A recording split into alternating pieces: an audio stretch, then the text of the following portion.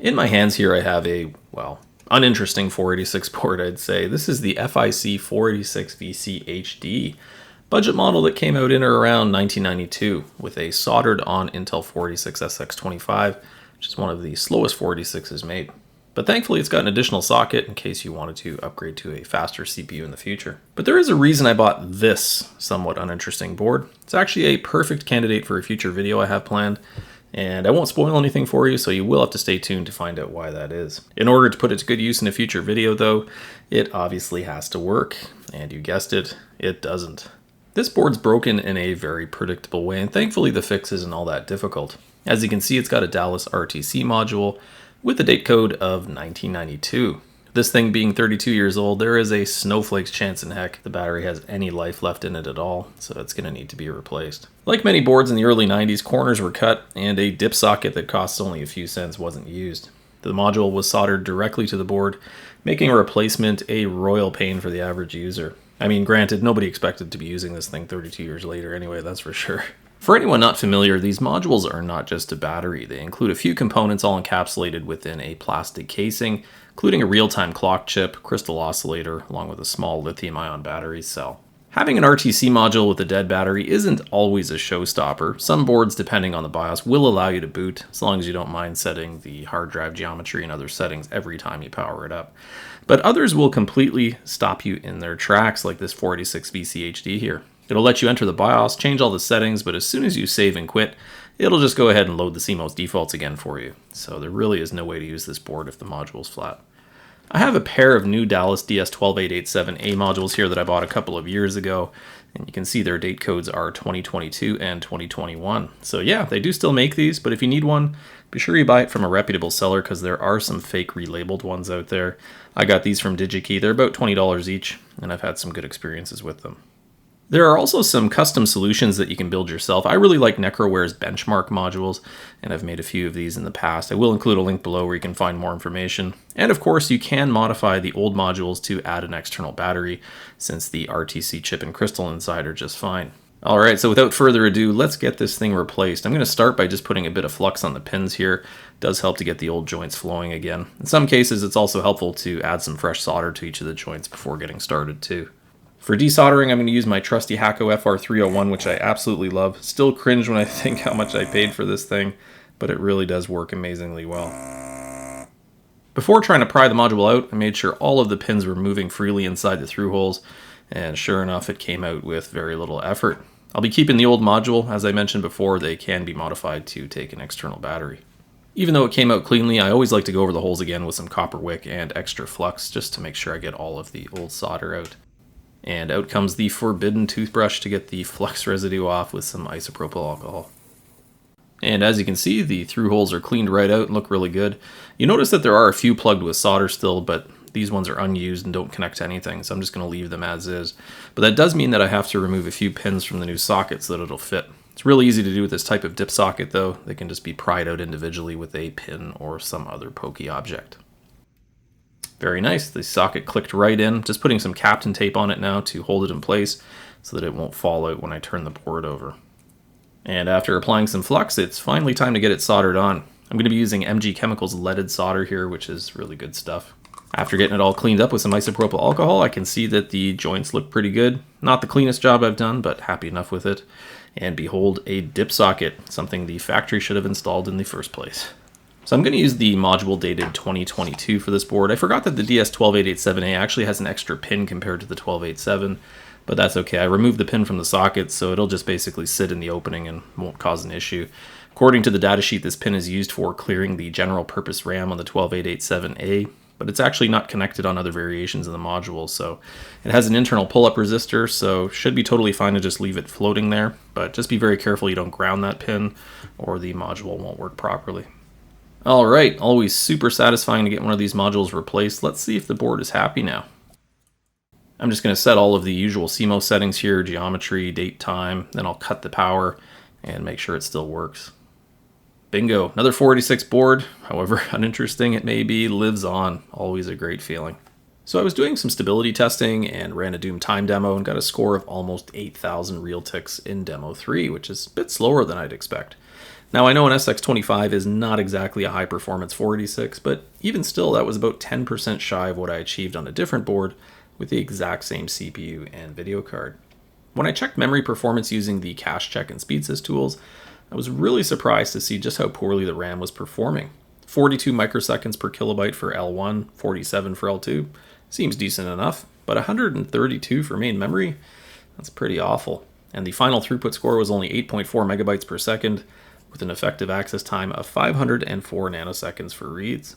My first assumption must be some poorly tuned BIOS defaults, high memory wait states or cache timing, something like that.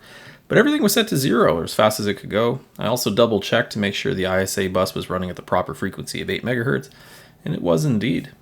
The VIA VT82C495 chipset isn't very common, and I don't think it's really well known for high performance or anything. It's used for both 386 and 486 systems after all. Could it just be a real slug of a chipset? Or maybe there's a BIOS problem or something weird going on with the caching. One thing I tried just out of curiosity was to disable the L2 cache completely, and to my total surprise, the main memory latency improved by a whopping 40%, from 132 down to 81. And in Doom, a game that really can benefit from more and faster cache memory, the score with L2 cache enabled and disabled was almost exactly the same. The 486 VCHD has a total of 10 cache DIP sockets and supports 64, 128, and 256 kilobytes. There are 8 sockets for the actual cache memory and 2 for tag RAM. In the current setup, there's 4 32 kilobyte chips for 128 kilobytes of cache, as well as a 5th chip that is 8 kilobytes, and that one's used for tag RAM. If you're not familiar with tag RAM, it's basically just some additional SRAM that's used to store address locations. This address table is used so that the system knows what bits of memory it can grab more quickly from cache instead of having to go to the main memory. The SRAM in the board's 20 nanoseconds, which is totally fine for a 25 or 33 megahertz bus speed, and the jumpers are all set correctly. I even went so far as to test each of the chips individually in my TL8662 programmer, just in case, but as expected, they were all fine. I started doing some research and came across a few interesting threads on Vogons with people experiencing similar issues. None were using the same VIA chipset, but other chipsets from the same era, like the UMC UM481 for example. And it looks like the problem all comes down to the way these chipsets handle write-back caching. I was a bit surprised to hear that some of these older chipsets used a write-back scheme by default and don't even support switching to write-through. Basically, with write-back, data can be written to cache without having to wait for it to be written to main memory as well, which is great for performance, but because of this, the system needs to keep track of what's being added or changed in the cache so that it can be written to main memory at some point later on. This is all tracked using what's called dirty bits, and yeah, I can't wait to see what kind of comments we're going to get on this one. On many chipsets, the tag RAM serves a dual purpose. It stores the address table, and it also stores the dirty bit information. Sometimes this is referred to as a 7+1 tag, so for every 8 bits, one of them is used for the dirty bit. Now the problem is that some chipsets, like this VIA chipset, don't support using the tag RAM in a 7+1 configuration, so there's nowhere to store the dirty bit. And if the system can't keep track of what has and hasn't been written to main memory, it has to assume that everything in the cache is marked as dirty. And obviously there's going to be a lot of unnecessary writing to main memory, and the performance is going to suffer. Since I haven't been able to find a data sheet on this VIA chipset, and there really isn't much information online at all about it, I wanted to confirm my suspicions. One interesting tool that's been referenced in these threads is called CTCM, not to be confused with Creative Labs' plug-and-play utility with the same name. This is a neat DOS tool that'll provide diagnostic information on the CPU and cache memory. It'll run some memory benchmarks too. But what's really cool is it'll tell you what write strategy is used for both L1 and L2 cache, and it'll even tell you whether the dirty tag is present for L2. In my case, it confirms that the L2 cache is in write-back mode, and there is no dirty tag L2 detected. Now, one thing I found odd was that there is a tag 1 socket, which is constantly referred to as optional in the manual. I've seen boards with 2 tag sockets in the past, and I always just assumed it was used to increase the total tag amount.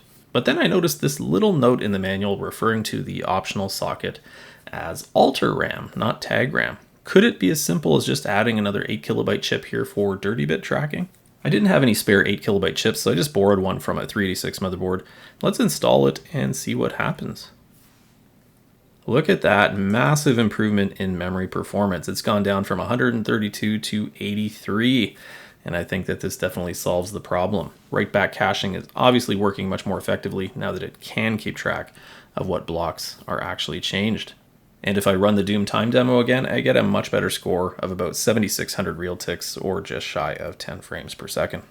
This was obviously a budget motherboard for consumers trying to save some money, so it's kind of sad really that so many people wasted money on a nearly useless caching setup. If I look at photos of this board, including on the Retro webpage, I see example after example where the AlterRAM socket is empty.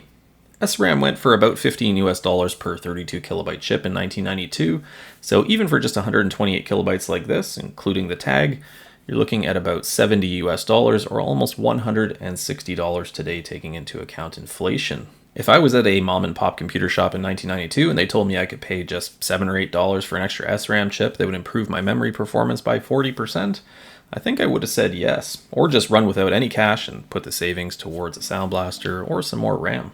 I don't think system builders spent a lot of time, performance testing back in those days. And if the system worked and it was stable, that was good enough and it was ready to sell to the consumer. But with the 46VCHD, at least I can populate the socket. What's worse is that there are many boards out there with similar problems that don't have a socket for the AlterRAM. There are several threads on Vogons where people have had to do hardware mods to fix this issue.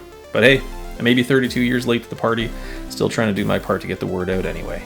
Really happy this board's working and that it's finally performing up to par. I am very curious to see if I can squeeze more out of it though. You know me, I cannot leave well enough alone. Love to do some old school crystal oscillator overclocking on this thing. Always wanted to try to push one of these lower end 46 chips and see how far I can get it to go. Maybe I'll upgrade the cache too. Stay tuned for that video coming up soon.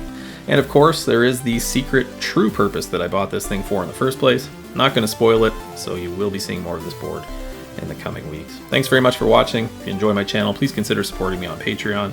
And as always, don't forget to check out the video description for useful links and additional information.